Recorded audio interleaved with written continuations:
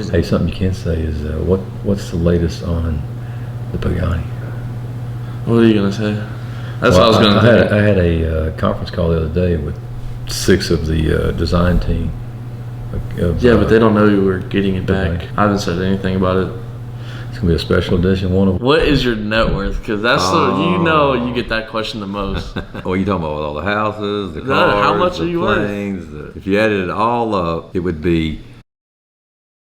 What's good, YouTube? It's your boy Gabe. Today's a great video. I just left y'all off at 2 little cliffhangers. But this video is probably the most requested video ever since I started YouTube, probably last summer. This video is me interviewing my dad and how he made all of his money, and it's basically like his life story. So this video is actually really good. So I really suggest you sit back, relax, grab a snack, chill, and just watch the video. You'll learn how to make money, save money, how to start a business. We talked about the Purple Pagani. We have been basically keeping a secret for the past couple months now about the Purple Pagani, and we finally spoke up this video and told y'all everything about it. So we're gonna know exactly what's going on with the Purple Pagani to this day. Y'all always be asking, how much is your dad worth? What are you gonna find out in this video? Now let me introduce you to my dad, and let's get on with the video.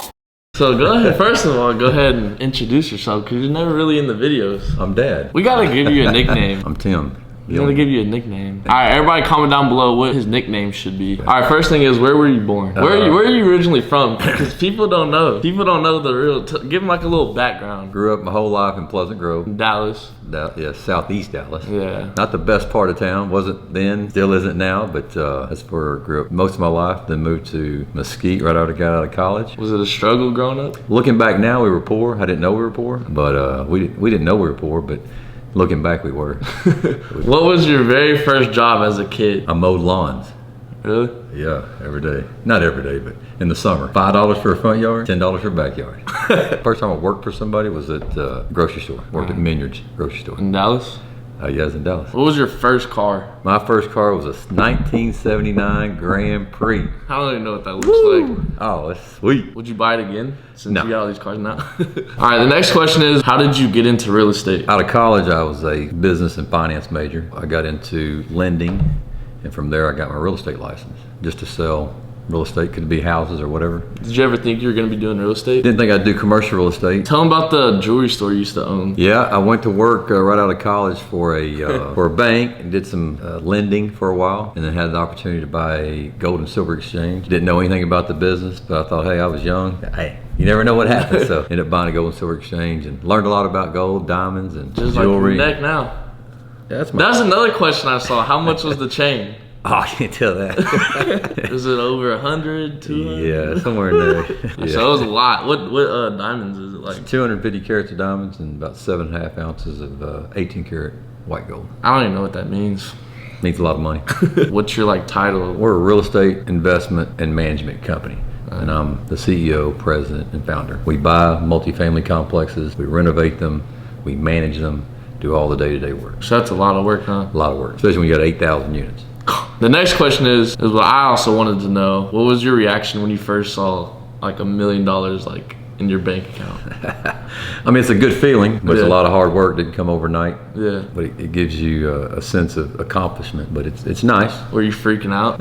Like your first million? Yeah, I mean, that was a ton of money. It still is today. Yeah. But especially from growing up with Pleasant Grove and having nothing really. Yeah, it's a blessing for sure. Yeah. I don't think a lot of people know what Pleasant Grove looks like in Dallas. If you think about South Dallas, it's basically southeast Dallas. Back then it wasn't good. It wasn't all that pleasant then. It's not really all that pleasant now, but they called it Pleasant Grove. And all right, so the next question is, a lot of people are asking, what college did you go to and what did you study? And did you finish? I did. Went to 8th grade Spruce High School in Dallas, southeast Dallas. From there, I worked 2 years after I got out of high school. Didn't go to college. Thought I was going to get a jump start on my career, but like what I'm trying to do. At that time, yeah, it may be a little different now. At that time, you really needed a degree. Because I went to work for an oil company in the accounts payable department, and I got passed up for a promotion because I didn't have a degree. So I'm like, well, forget this, I'm gonna go to college. So after 2 years of working, which is not a bad idea, I did go to college. I went to University of North Texas. I graduated there 4 years later with a finance degree. Go Eagles. Huh? North Texas Eagles. Oh. We made it to the NCAA tournament.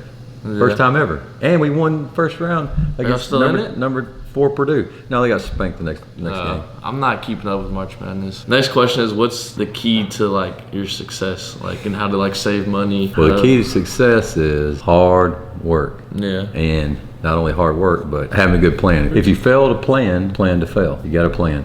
But being blessed, number one, and number two, hard work.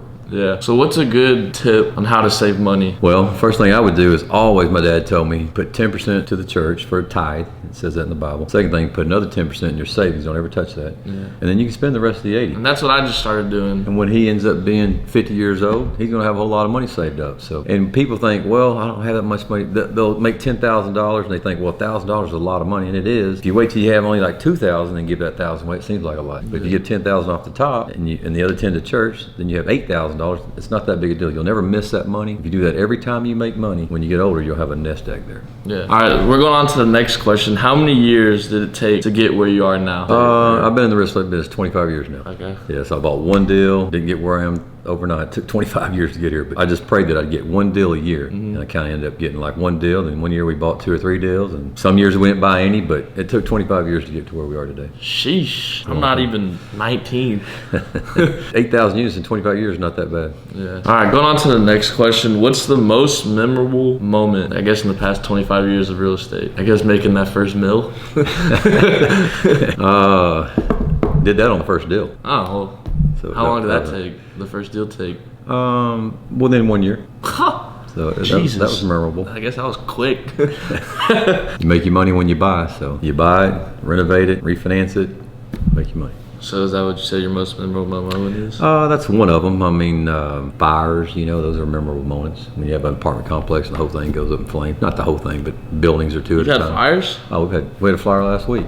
It only burned 4 units. It's not bad. Dang. But those are all very memorable. Little do y'all know, I actually used to work at one of the apartments. That was terrible. You better get your education. We had to go, it was like me and my friend Jalen. Y'all seen him before on the videos, but me and Jalen would go to this apartment complex like 45 minutes away in the summer, and it'd be like 110 degrees. We'd be outside digging these freaking things, trying to find these pipes. It was terrible. Drilling holes in people's apartments. It was terrible. Good manual labor. Yeah, I learned a lot though. What is your dream vacation with the new yacht? I think I'll experience this summer. Going to the Mediterranean. Mediterranean? Where is that by like? All of Europe over there. We can go to Italy, Greece. Can you take the private or do you have No, I probably won't make it all the way. My private plane won't go that far. That's going to be You'll take commercial? Gotta do commercial, yeah. You ain't done that in a while, have you? No. Hey, I got to tell you a funny story. I hadn't done commercial in a while. So the day I had to go commercial because I flew with somebody else and my plane was chartered, but anyway, it doesn't matter. Went through the line, security line and all that. I had all my bags with me. I waited in that long line for about freaking 30, 45 minutes. They're like, dog, you got to go check all that bag stuff back over there. I'm like, what the heck? So you like an actual like suitcase? Yeah. I didn't know how to go back over and check all that. Oh my God. Like, oh my God, I'm not flying commercial again. That's why every time I fly commercial, I just bring like a decent sized carry-on. I didn't even check my bags. So you had to do it all again? I'd get out of the line, go check my bags, and come back over there. Oh my God. I know, it's terrible. This is not another question, but tell them that the plane and the yacht is not rented. Oh no, we own it. Yeah, I know. We charter them. No, we don't charter. We don't even charter the plane anymore, but we charter the yacht. The yacht, yeah. That's what I was trying to explain when we went to the Bahamas with Tanner. Oh yeah, no, everybody was saying we rented it. No, we bought it. It's because people would search it up and see that you could rent it. Yeah. But like we own it. Yeah. I don't know if people will know what charter means, but that one's like you can basically rent it. Yeah, rent it, lease it. It's not cheap. About $150 a week, plus fuel, plus food, plus $150,000 a week, plus food, plus fuel, plus tip. It ends up being about $175, $180 a week. We're going on to the next question, but I wish I started YouTube back then. Probably 2.5, 3 years ago. But when was your first hypercar? I didn't get to record this. It was the car bought Arnold Schwarzenegger's car, right? Yeah. It was a Bugatti Veyron. It was a silver Bugatti Veyron. It was nice. It was real nice. You only had it for 2 weeks. Probably a month. A month or two, and then I got the Chiron. What would you say is your favorite car?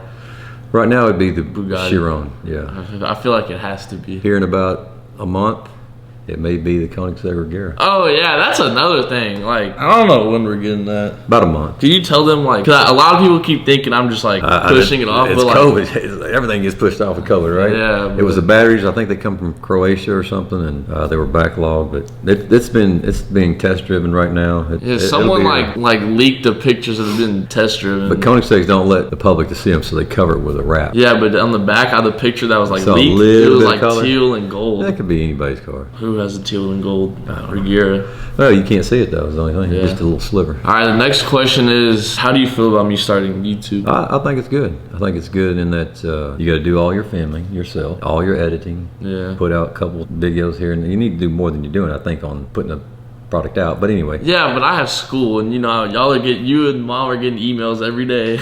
Yeah.